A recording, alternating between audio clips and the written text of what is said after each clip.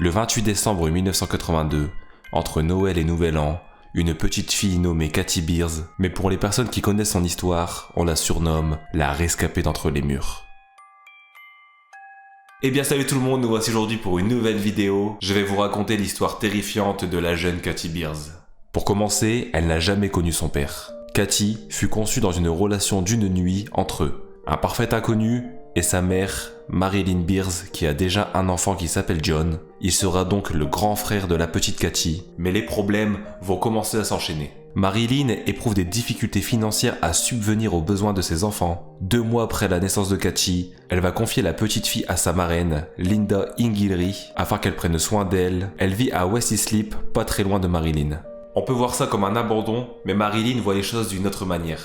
Pour elle, c'est comme un prêt. Elle prête sa fille en attendant que sa situation s'améliore, car financièrement parlant, Katie manquera de rien là-bas. De plus, Linda est mariée avec Sal Ingilry, ce qui donne un meilleur climat familial. Bon, évidemment, pendant cette période, Marilyn va passer régulièrement voir sa petite fille. Elle parle même assez souvent de la récupérer définitivement. Sauf que, étrangement, ça ne plaît pas forcément à Linda, ça va être la cause de violentes disputes, mais au final, Katie restera chez ses parents adoptifs.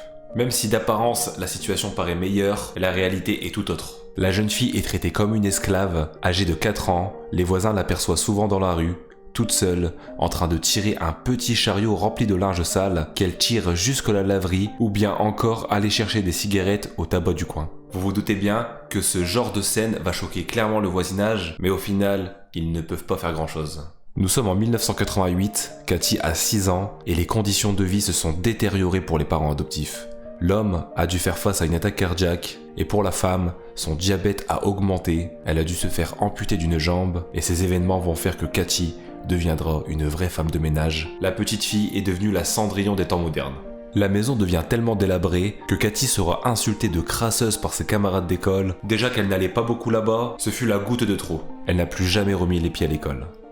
Nous sommes en 1990, Katie a 8 ans. En plus de s'occuper des courses, du ménage et du repas, elle sera abusée sexuellement par Sal, le mari de Linda. Elle a personne à qui parler, elle va garder le silence et ce n'est que 2 ans plus tard, en 1992, qu'elle va décider d'en parler avec sa marraine. Mais elle sera très mal reçue, elle sera même insultée de menteuse. Pour elle, c'est impossible et elle l'envoie bouler.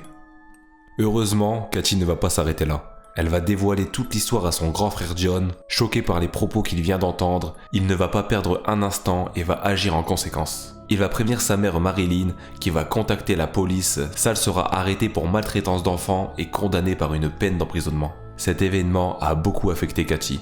Elle va souvent s'isoler et retourner chez sa mère biologique où elle va faire la rencontre de John Esposito. C'est un ami de la famille. Il fait partie du programme Big Brother, Big Sister.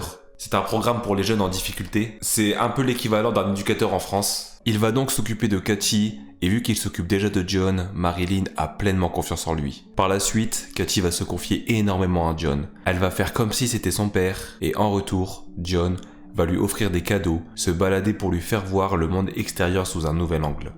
Nous sommes le 28 décembre 1992, c'est bientôt l'anniversaire de Katie. John décide de marquer le coup et lui propose d'aller au Spaceplex. C'est un complexe de jeux avec des bornes d'arcade, le rêve pour une enfant de 9 ans. Katie se fait une joie d'y aller, c'est donc en milieu de matinée que John et Katie vont au Spaceplex pour se divertir. C'est un lieu très fréquenté et dans l'agitation, Katie va disparaître. John se retourne, il ne la voit plus. Il va commencer à chercher après, il ne voit rien, la panique commence à monter. Il va se diriger vers le poste de sécurité pour essayer de la retrouver, mais malheureusement, même avec l'aide de 8 adultes, personne ne parvient à la localiser, la police va arriver sur place, des équipes seront déployées, la zone va être évacuée et fouillée, mais toujours rien. Pendant ce temps, chez Linda, la marraine de Katie, le téléphone fixe se met à sonner. Avec une jambe en moins, elle n'arrive pas à décrocher à temps, la boîte vocale va s'enclencher, et c'est là qu'elle va entendre la petite voix de Katie. Paniquée, elle dira Katie.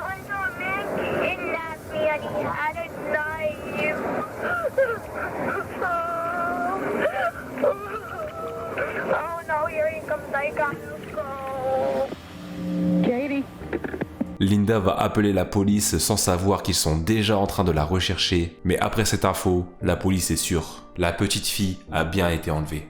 Pendant ce temps, Cathy se débat tant bien que mal contre son ravisseur. Elle a 9 ans. Elle n'a pas la force nécessaire pour se défendre. Elle sera traînée de force dans une maison où elle remarque que son ravisseur actionne plusieurs fois certains mécanismes pour se déplacer de pièce en pièce. Elle comprend vite que son enlèvement était prémédité. Elle se sent vraiment mal à l'aise. Après avoir actionné quelques mécanismes, la petite fille va arriver devant une dalle de béton. Elle n'a pas le choix que de descendre. Une fois dans la pièce, elle va remarquer que celle-ci est insonorisée, avec une ampoule qui éclaire à peine, un matelas posé sur le sol avec des chaînes à proximité, 2 télés, l'une avec les chaînes locales et l'autre où on peut voir des caméras de surveillance de la maison, et plus précisément de l'entrée, comme si le ravisseur voulait faire voir à Cathy le monde extérieur alors qu'elle en était privée, et c'était vraiment très frustrant pour elle de voir les gens passer, parce qu'elle avait beau crier, personne ne l'entendait. Dehors, la police lance les recherches. Une récompense sera même proposée pour quiconque a des indices sur l'enlèvement de Cathy.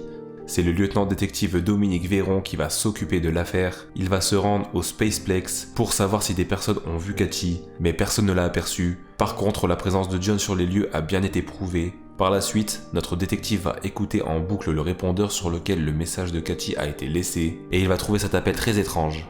Comment une petite fille en plein enlèvement a su passer un coup de téléphone alors que son ravisseur est censé la surveiller? De plus, on apprend que l'appel a été passé juste en face du Spaceplex, dans une cabine téléphonique. Vu le monde qu'il y avait ce jour-là, on devrait entendre le bruit d'une foule derrière, sauf que là, rien du tout. Cela prouve que le message a été enregistré à l'avance et non le jour même. Pendant ce temps, Cathy voit les recherches à la télé, elle ne comprend pas pourquoi elle a été enlevée, mais au même moment, son ravisseur va descendre les escaliers, à moitié dénudée, elle sera abusée sexuellement pour la 2e fois. Nos 4 suspects sont interrogés, les soupçons sont fortement portés sur Sal vu les antécédents avec la fillette, mais il nie en bloc, il vient de sortir de prison, il a compris la leçon. Il sera innocenté par la suite, il travaillait dans son garage au même moment. Plusieurs personnes peuvent prouver son innocence, la police va donc se tourner vers John Esposito, car quelque chose ne va pas. Les enquêteurs réussissent à retracer tout son parcours, sauf un créneau de 1 heure juste avant le Spaceplex. Même après un interrogatoire, sans preuve, cela est compliqué. La police aura un mandat pour fouiller la maison de John, mais rien de spécial sera trouvé. Dans le doute, la maison sera placée sous surveillance. Le temps s'écoule, 72 heures sont passées depuis la disparition de Cathy, et les chances de la retrouver vivante sont très faibles. Nous sommes au 17e jour depuis la disparition.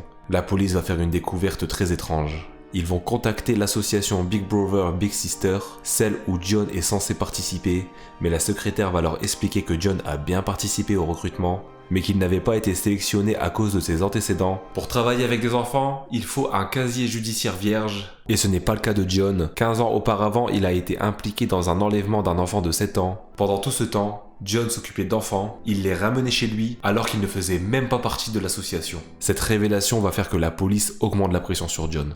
Les médias vont même camper devant sa maison et Dominique Véron est convaincu. Pour lui, c'est John qui a kidnappé Cathy. Même après 17 jours, il veut au moins retrouver le corps de Cathy Beers. Tous les jours, Dominique va passer au domicile de John sans savoir que la petite fille est sous ses pieds. Je rappelle que pendant tout ce temps, Cathy aperçoit la police mais ne peut malheureusement rien faire. Malgré ses cris, personne ne va l'entendre. John va commencer à paniquer. Il va penser à tuer la petite fille, mais le problème, c'est que la police surveille la maison H24 et il ne pourra pas jeter le corps, et Dominique passe souvent. Si le corps reste sur place, l'odeur forte d'un cadavre pourrait se faire sentir. Cathy voit que John n'est plus le même. Malgré son âge, elle va surveiller les agissements de John, quitte à ne plus dormir, elle mange que la nourriture emballée, de peur d'être empoisonnée. La pression augmente encore pour John.